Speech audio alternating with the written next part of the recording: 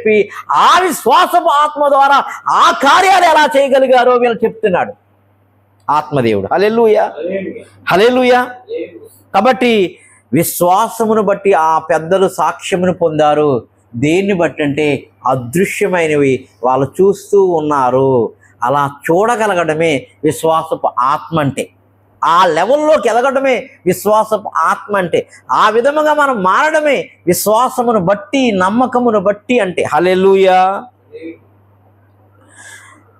చూడండి, ప్రపంచములు నిర్మించినవి అన్నాడు. చాలా ప్రపంచాలు ఉన్నాయి.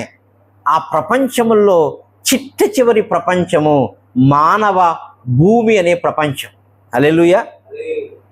ఆ ప్రపంచాలన్నీ నిర్మించిన తర్వాత ఎండ్ టైంలో నిర్మించాడంట. అప్పుడు దేవదూతలు కూడా పుట్టేసి ఉన్నారు కాబట్టి భూమికి పునాదులు వేసినప్పుడు ఆ ఉదయ నక్షత్రములు ఏకముగా కూడినప్పుడు భూమికి పునాదులు వేశారని ఒక మాట రాయిస్తున్నారు. అంటే ఆ ప్రపంచాల్లో వేరే వాళ్ళు ఉన్నారు, జీవిస్తున్నారు.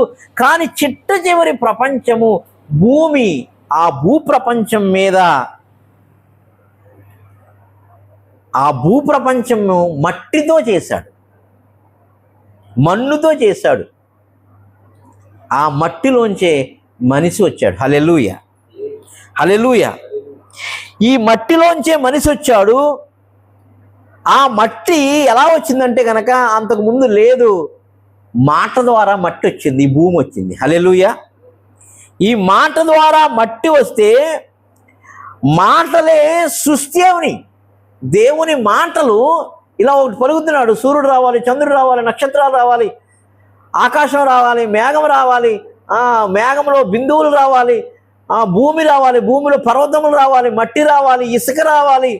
అలా పలుకుతూ ఉంటుండే ఆ మాటలే సృష్టి అయినాయి. ఆ సృష్టిలో ఉన్న మట్టిని తీసి మట్టి మనిషిని చేశాడు. ఆ మట్టి మనిషి ఆ మట్టి ఘట్టము మహిమ ఘట్టముగా మార్చడానికే అదృశ్యమైన దాన్ని దానిలో ఉంచాడు దేవుడు. అది కనబట్ల. ఒరేయ్, నువ్వు ఈ భూమిలో నువ్వు ఉన్నావు, ఈ భూమిలో నీ తల్లిదండ్రులు ఉన్నారు, ఈ భూమిలో ఆదామావులు ఉన్నారు. ఆ ఆదామావులోంచి నువ్వు వచ్చావు. అసలు నువ్వు కాదు, ఆ ఆదాము అవ్వలలో ఉన్న ఈ భూమి, ఆ భూమిలో ఉన్న ఆదామవ్వలు ఏమి కనబడుతున్నారంటే అదృశ్యముగా మహిమ దేహాలుగా కనబడుతున్నారు. హల్లెలూయా, హల్లెలూయా.